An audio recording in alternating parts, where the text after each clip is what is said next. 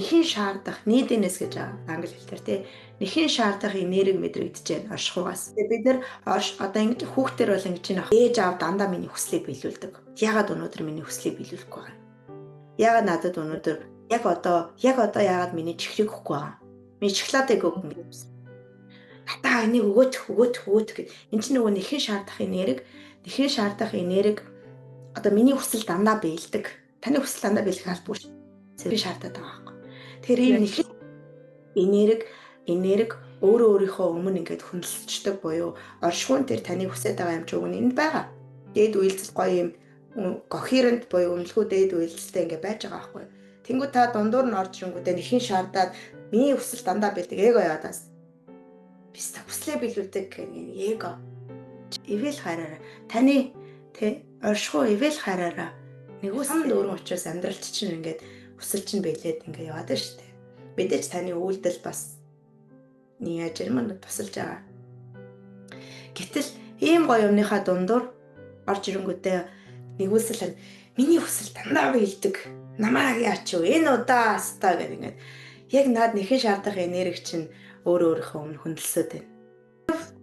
Ийм энергийг хэрхэн давж болох вэ гэхлээр маш сайтаг хэрэгтэй манифест хийж байгаа хүмүүс. Одоо бурхан их усвэр чинь хайр чинь тань хамгийн сайн сайхныг өгөх гэдэг. Хамгийн шин тэжээлтэй хоол юу танд хэрэгтэй вэ таныг өгөхөд бэлэн байгаа. Гэтэл бид нар заримдаа чихэр нэхэд хөвтчдэг орон олон дээр юм уу? Тэгэхээр заримдаа бидний хүсэл биелэхгүй байж болно. Яагаад гэвэл бид нар зөв зүйлийг хүсэхгүй байж байгаа. Өөрт хэрэгтэй зүйлийг хүсэхгүй. Эгоогоороо яах вэ? Худлаа зүйлийг хүсээ сууж яж болох байхгүй юу? Тэгэхээр энийг даван туулахын тулд сайхан амьсгалаа гаргаад өөрийгөө ингэж чөлөөлөөд гэгэн оршихуу тийм ээ дээд хүч маань өвд эдс маань надад хамгийн сайн сайхныг өгөхөд бэлхнээ байгаа. Хэрв гэгэн оршихуу мөн үү? Хэрв таны хүсэлт нийцэх бол би энэ ретритийг хүлээж авахд бэлэн байна.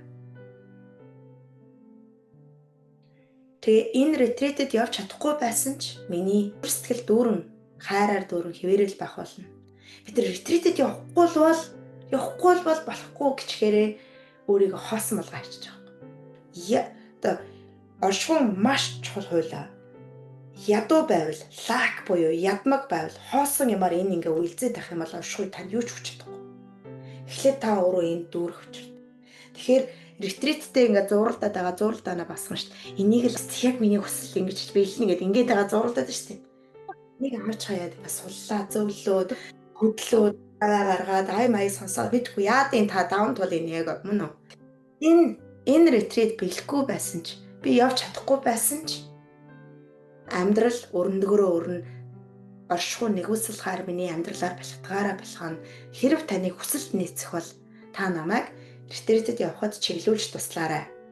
Би өөрчлөлтөд нээлттэй. Эний чинь дагаад энэ ретритэд явхад таны үйлдэл өөрчлөлт хэрэгтэй болж байгаа. Та хинбэ гэдэг чинь өөрчлөлт хэрэгтэй болж байгааз. Тэгэхээр араас нь ямар үг байвал зүгээр өгөхлөөр би өөрчлөлтөд нээлттэй байна. Энэ ретритийг хүлээж авахын тулд миний савд хэлэхэд би нээлттэй байна. Саваад хэлж цэвэрлэхийн тулд ямар өөрчлөлт хэрэгтэй вэ намайг чиглүүлж туслаарай. Магадгүй ингэж хэлэхэд таны заяа блок болоод байсан ямар нэгэн өөрөө чинь бухимдлыг чигүүргэх стресслүүлэх үйл явдал болж магадгүй. Тэгвэл одоо нөгөө сав хариуцч бэлэг байна. Халуу гэдгээд хайраар даван тулаадах заяа. Тэгээд юу болох? Тэгээ энэ нэхийн шаардах энерги гэрүүлсэн манайхаа жинхэнэ оршихуун тэр сайн сайхнаас таслагддаг нэг зүйл энийг байхгүй. Priority буюу би ариун гэгийн бусад хүмүүс бузар гэдэг энэ юмрхүү. Тэр үеэсээ сүнслэг хийрхэл гэсэн шүү дээ. Тиймэрхүү байдал. Энэ хоёр. Гэтэ цаана зөндөө юм байгаа. Гэтэ энэ хоёр маш том хаалт болдог.